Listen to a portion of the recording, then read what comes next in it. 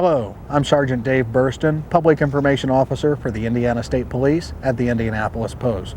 Welcome to this edition of the Indiana State Police Public Information Program. For those of you who were in tune last month, you heard me make reference to an event that occurred at the Indiana Convention Center this December, the Governor's Summit on Integrated Law Enforcement, which was attended by chiefs of police, sheriffs, town marshals, mayors, and city officials from all over the state of Indiana, to include prosecutors. They were there to learn about technology advances as they pertain to the criminal justice system and how it can make the Indiana State Police and all police agencies work better to serve you. Stay tuned for the highlights that we have from that conference. I think you'll enjoy them.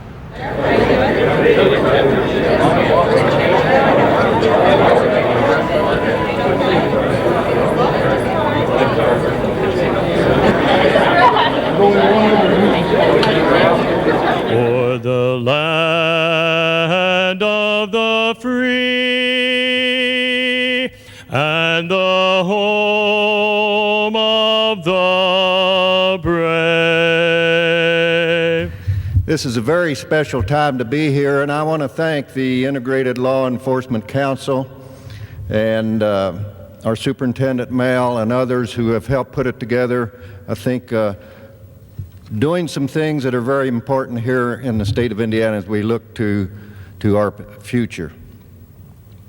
And when we look to our future, sort of the thing that I base most everything I do is talking about our Indiana families and how we can make it better for them, safer for them, better opportunities for them throughout the state of Indiana.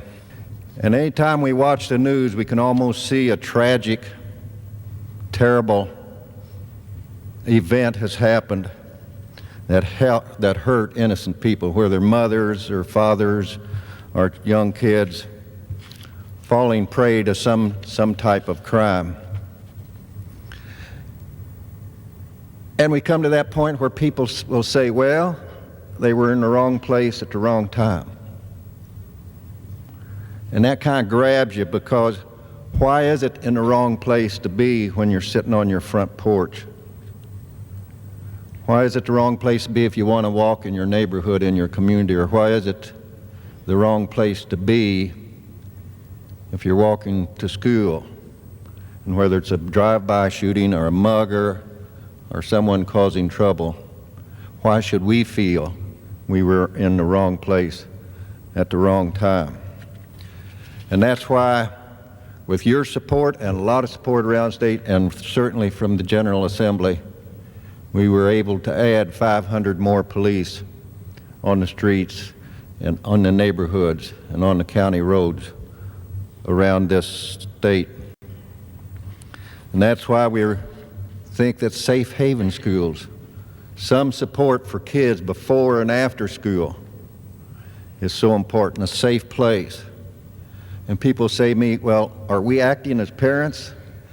I say, we're acting in a way that's responsible and do the right kids for kids growing up. And when they're a single parent family and they've got to work, or both parents work, we've got to think about where's the safest place and what facilities we have to use in certain our schools is that place. It just makes common sense. You can't believe what a wonderful sight it is to see such a great cross-section of law enforcement people gathered together here in one room. And there are representatives from all over the state of Indiana, every area of the state of Indiana, and almost every aspect of law enforcement here in this state. I think it's also amazing to see is what you'll see is the vast amount of technology represented in the vendors room. All kinds of new technology, software, communications, also not-for-profit friends of all Indiana police here in the state, all with tools for the future for law enforcement. But the focus of this summit certainly is not just technology itself. It's certainly important that we're here to discuss Indiana using and sharing technology, resources, information, so we can all better fight crime. So I hope during your visit here, I hope you will gain perspective on the newest technologies, those that improve every officer's safety and efficiency. But more importantly, it's my hope you'll discover how vital it is that this knowledge and resources be used through integrated law enforcement. Now, many people will ask, what is integrated law enforcement? What's it all about? Well, it's when a county sheriffs share computer networks with each other and Indiana State Police, giving them access to the same criminal records and histories at the same time. It's when police agencies at different levels make their radio communication systems more compatible with each other. And when police and prosecutors and other agencies share information, emergencies get a faster response, suspects are apprehended more easily, and more crimes certainly can be prevented. So that's what we're talking about here. This summit is an opportunity for each of us in this room to look at one another and see our common roles and common goals. Your presence here shows that you are interested in what integrated law enforcement is about and how it will impact you and your leadership in your community. It's an integrated approach to fighting crime that what we hope goes beyond the drawing board today and on to become a reality. So throughout this summit, your ideas, your questions, and your concerns are encouraged. Your participation is essential in making integration work for all of us. It's in this initial sharing that we can begin to cultivate a spirit of cooperation. Never before in the history of the state has such a diverse group of law enforcement and community leaders gathered to discuss emerging technology and how it can be most effective. Never before has this type of group assembled to discuss what lies ahead for all of us as a whole, rather than as separate entities, and how together a stronger effort might emerge.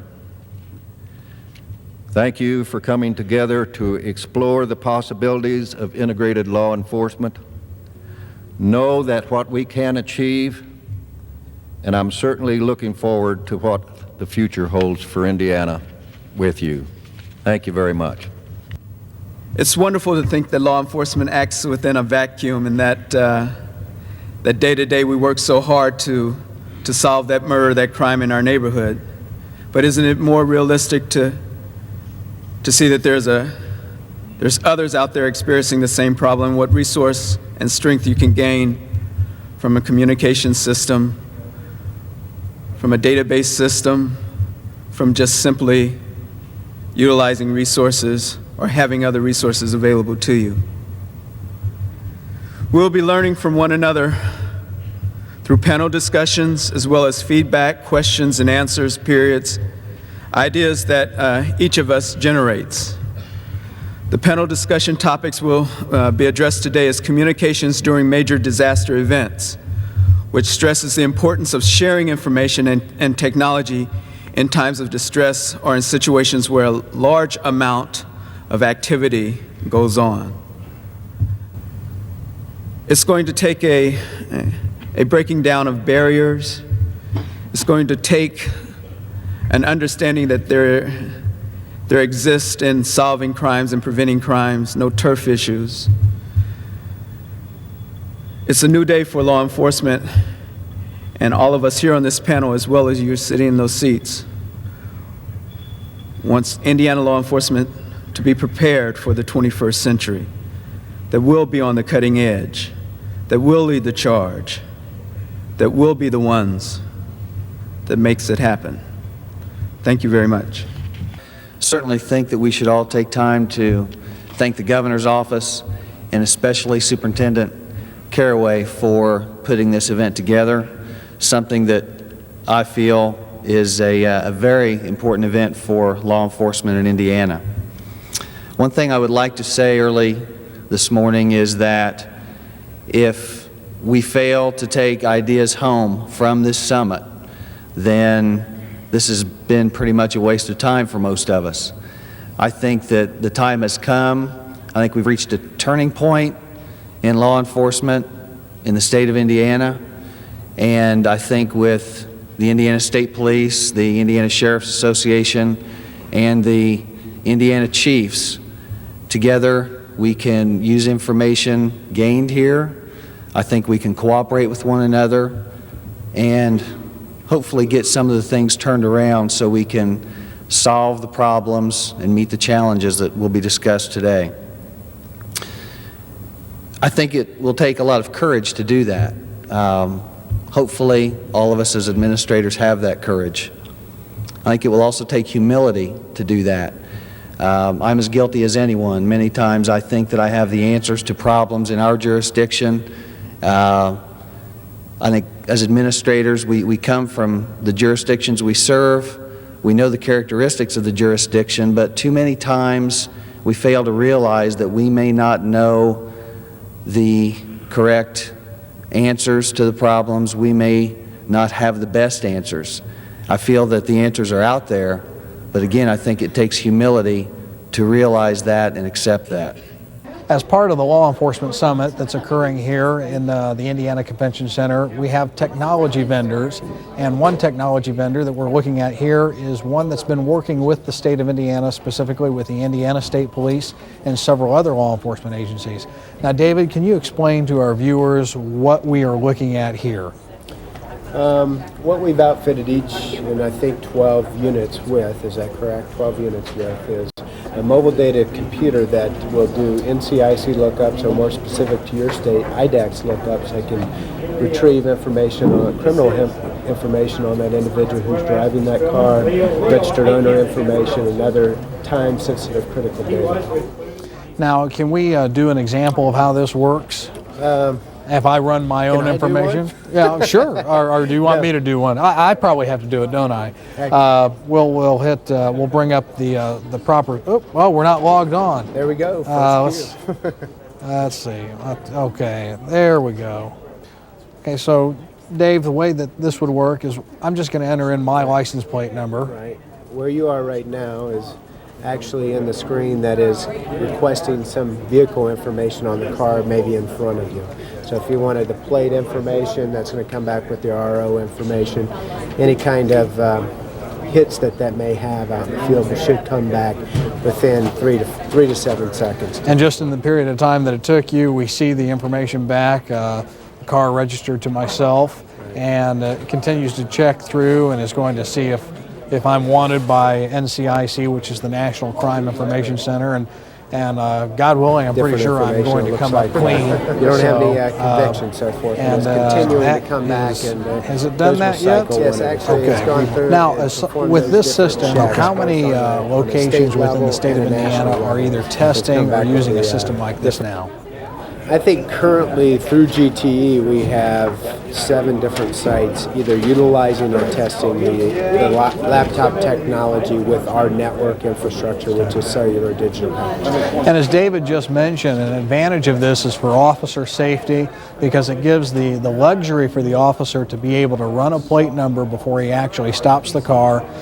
Perhaps that car is stolen, whereas before the officer may have made the stop and wound up being in some sort of confrontation with the person he stopped. So this greatly enhances officer safety. We're going to take a look at some other things here, so please stay with us.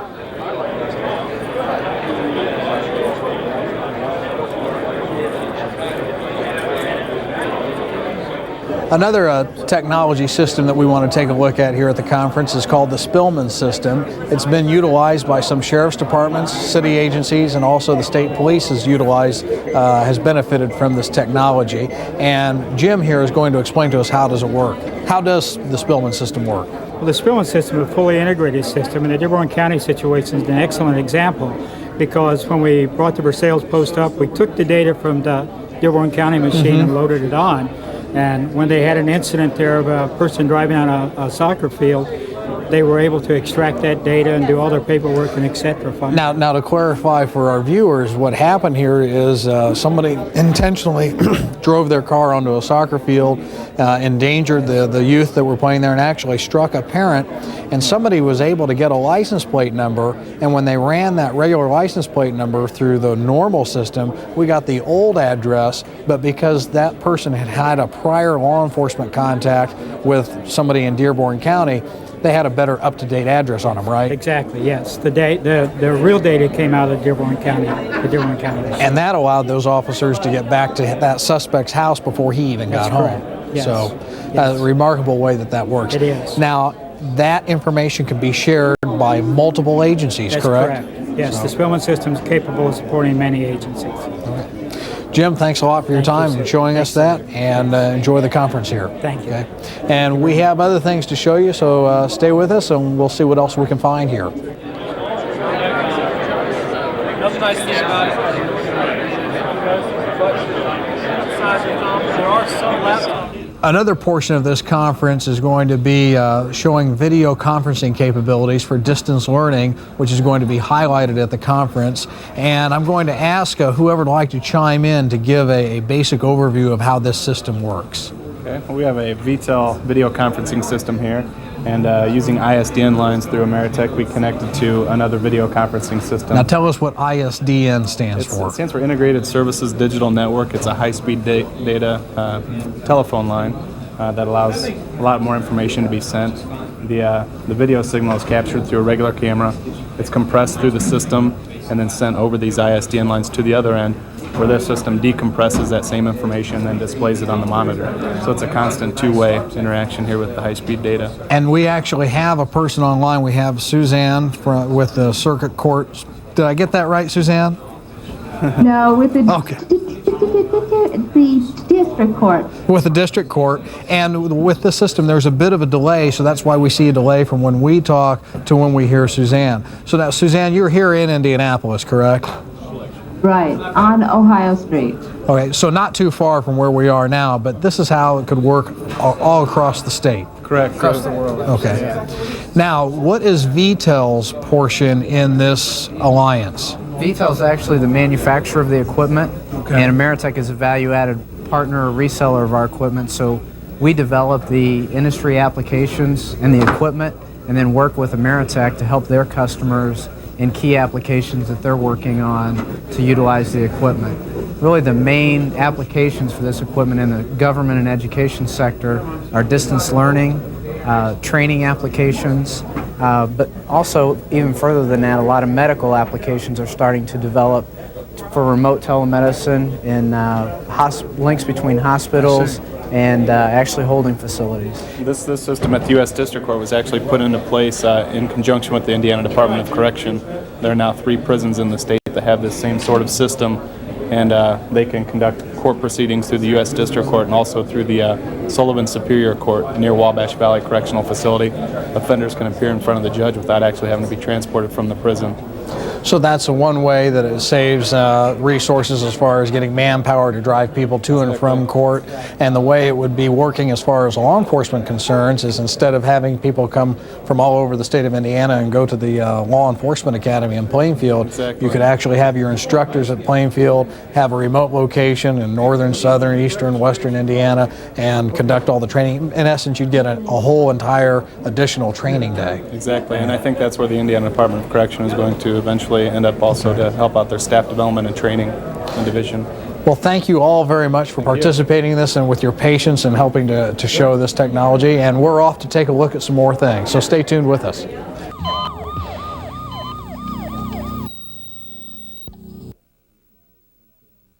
On a busy weeknight, weekends, that type of thing, special projects we have going with the police department, we compromise their safety, and we also are holding the public up when something could be done.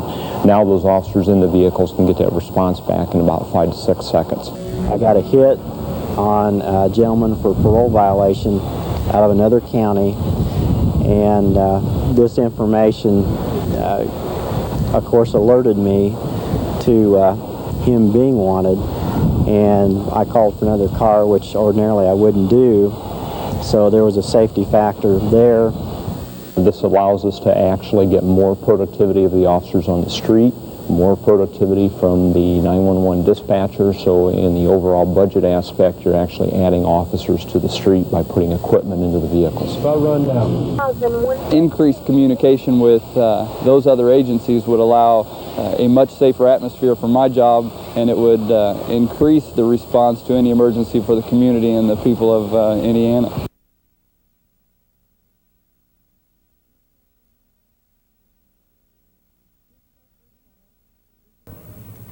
This is our first summit. This is where it begins. You're all the founding members of a group that's going to take us into the next century. How are we going to know if this is working? First of all, if you exchange information with anyone here today, if you tell someone something that they didn't know or vice versa, then that's the first step. The informal networks that will occur with over 180 agencies here today and 500 attendees. So the first step will be, can we begin to share information? Next, in terms of evaluating whether or not it works, most of the things that we're talking about doing today involve improving your internal effectiveness and your internal efficiency. We hope over time that this improvement trickles down. Reduced crime rates, reduced fear, increased clearance rates, more problems solved, and more problems solved more quickly, more efficiently. We hope that at some point very soon you have a system in your car where you punch in the kind of problem that you have, and information comes back to you immediately. Here's the agencies that you can contact. Here's their phone numbers. That we have databases where you can input, here's the question that I have, here's the problem I have in a neighborhood. It gives you officers' names from around the state who have encountered similar problems and either had successes or failures. And again, the failures are as important to keep us all from repeating the same mistakes. Lastly, collaboration. And collaboration is what we're doing here today. You'll share information. There are people here from institutes of forensic imaging, from universities, from agencies all over the state who can collaborate and share information. Something that you're doing, something that you've done can help someone else in this room. Most of your efforts, unfortunately, involve intervention. You're asked to go in and solve problems that have already begun. Hopefully, in the long term, more and more policing efforts can be designated towards prevention and problem solving of problems that haven't even begun yet. What I know from my experience of working with Indiana law enforcement officers over the last 6.5 years is that we have some of the finest law enforcement officers in this country, and I feel convinced that this state in very few short years will be the model for integrated community policing. Thank you.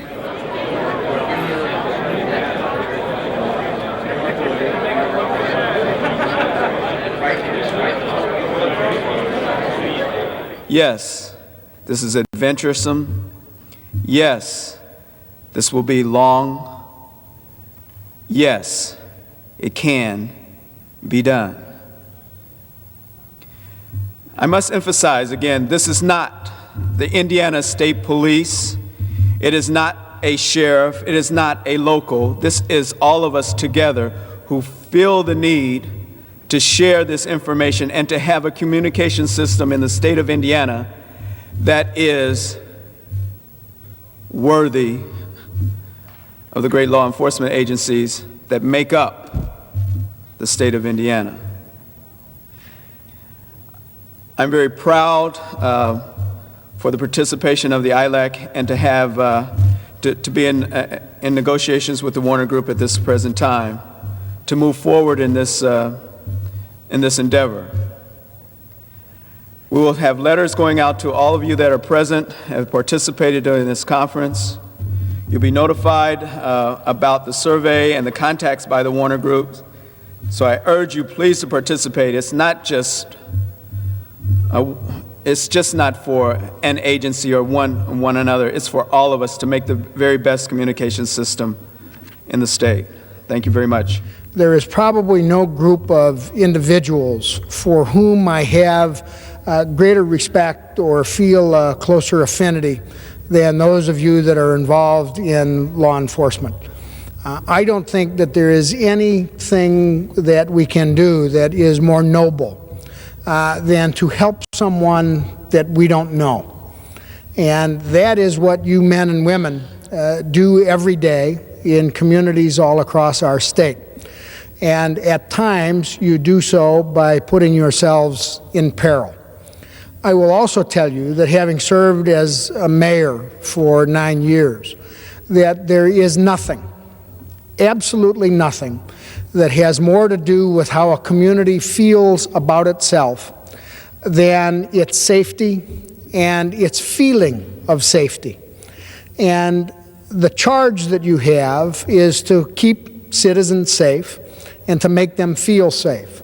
And so in the broad scheme of things that make up a community, you have what, in my opinion, is the most difficult and the most serious task that faces all of the services, that includes all of the services that we provide at the state and local level. The business that you are in is one that's changing. It's certainly changed even in the short time that I have been gone from my city. There is much more sophistication. While we look at crime statistics and can feel good about what has been accomplished, we also recognize that crime has become more violent. It is different than it used to be. And you have done a tremendous job in your individual communities of adapting. And what we've been here to talk about over the last couple of days is how we can do an even better job. Recognizing that the pooling of resources, sharing of officers, of expertise, of resources across those boundaries, which are sometimes very, very artificial, and which the criminal element certainly does not recognize, is one way for us to be able to deal with crime in our communities. Not unlike the Special Crimes Unit that we put in place in South Bend and Mishawaka and St. Joe County under the leadership of Mike Barnes, to pool those precious resources that we had to provide the best expertise that we could for violent crimes in our community, and to make great strides in a much more efficient way to be able to deal with those particular crimes. At the same time, you have the change of technology that gives us an opportunity to take advantage of things that we couldn't have even imagined 10 years ago. And by using that new technology in ways that not only provide for additional officer safety, as well as the ability in your individual community to be able to deal with crime, you also are able to better connect with other law enforcement agencies, share information, and be able to do a better job. Hello and welcome back. We certainly hope you enjoyed this edition of the Indiana State Police Public Information Program, and this gave you a different point of view as to what city officials, mayors, prosecutors, chiefs of police, town marshals, and sheriffs are going through to learn better ways to protect all of us. Now, sometimes old technology is the best technology, and of course, if you watched the program before, you know I'm talking about seat belts. So the next time you're out and about, driving around the state or just in the city, please remember to buckle up. The life you save may be your own. Till next time, take care. Bye-bye.